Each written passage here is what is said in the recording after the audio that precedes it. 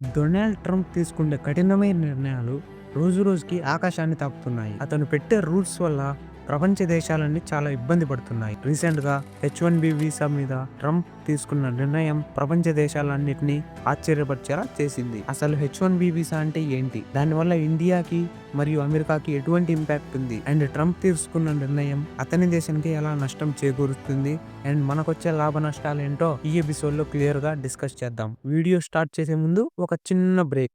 Amazon great Indian festival start అయిపోయింది. Samsung Galaxy mobiles and iPhones కొనే వాళ్ళ కోసం ఇది ఒక బెస్ట్ ఛాన్స్ అని చెప్పుకోవాలి. Samsung Galaxy S24 ultra 47% discount కి 72,000 కి లభిస్తుంది. అండ్ యాపిల్ ఐఫోన్ 15 48,000 కి వస్తుంది. ల్యాప్టాప్స్ అండ్ ఎలక్ట్రానిక్స్ కూడా చాలా ఎక్కువ డిస్కౌంట్ లో కొనుక్కోవచ్చు. మరి ఈ గ్రేట్ ఇండియన్ ఫెస్టివల్ లో మీరే ప్రోడక్ట్ కొనుక్కుంటున్నారో కామెంట్స్ లో తెలపండి.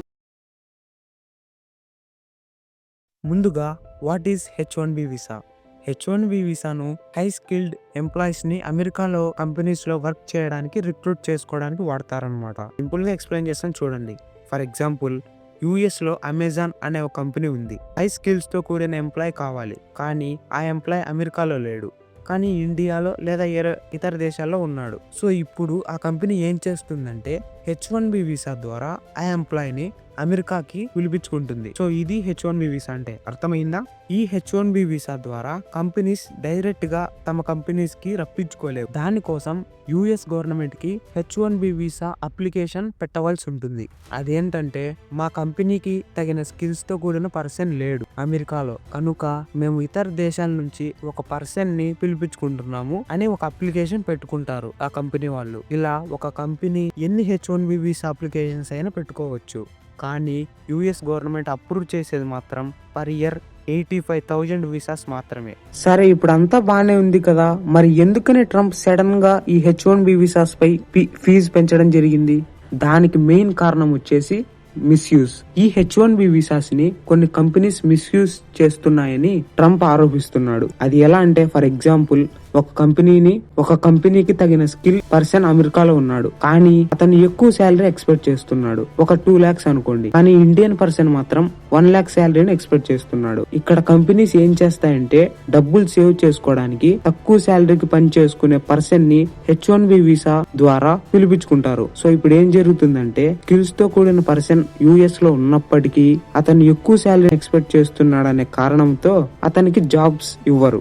అలా ఇకపోతే అమెరికాలో అన్ఎంప్లాయ్మెంట్ ఏర్పడుతుంది. తద్వారా యుఎస్ ఎకానమీకి కొంచెం లాస్ అయ్యే ఆస్కారం ఉంటుంది. సో ట్రంప్ H1B వీసాస్ పై ఇంత కఠినమైన నిర్ణయం తీసుకోవడానికి గల కారణం ఇదే. ట్రంప్ కొత్త రూల్ వల్ల రెండు దేశాలకి లాభ నష్టాలు ఏంటో ఇప్పుడు చూద్దాం. మొదటిగా అమెరికా. ట్రంప్ పెట్టిన కొత్త రూల్ వల్ల ఎలాగో ఆ కంపెనీస్ అంత ఖర్చు పెట్టి ఎంప్లాయీస్ ని రప్పించుకోలేవు. సో అమెరికన్ పీపుల్స్ కి జాబ్ రావడానికి ఎక్కువ ఆస్కారం ఉంటుంది. అన్ఎంప్లాయ్మెంట్ తగ్గి వాళ్ళ ఎకానమీ డెవలప్ అవుతుంది. ఇంకా నష్టాల విషయానికి వస్తే, H1B వీసా పెట్టింది ఎందుకు?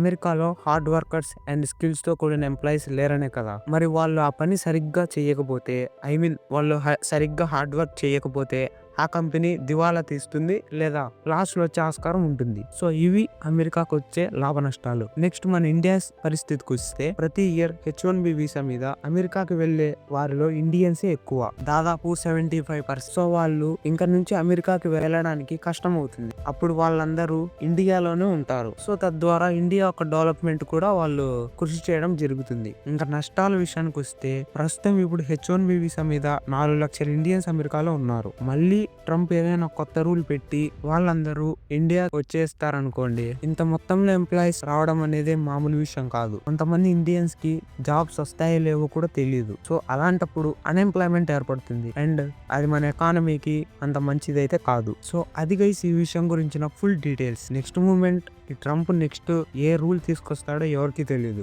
ఏ రూల్ తీసుకొచ్చినప్పటికీ అమెరికాని నష్టపోయేలాగే తీసుకొస్తున్నాడు. సో వాళ్ళ అమెరికన్ పీపుల్స్ నుంచి అతను వ్యతిరేకతను ఫేస్ చేసే అవకాశం ఉంటుందనేది నా ఒపీనియన్. మరి మీరేమనుకుంటున్నారో కింద కామెంట్ చేసి చెప్పండి. Thanks for watching.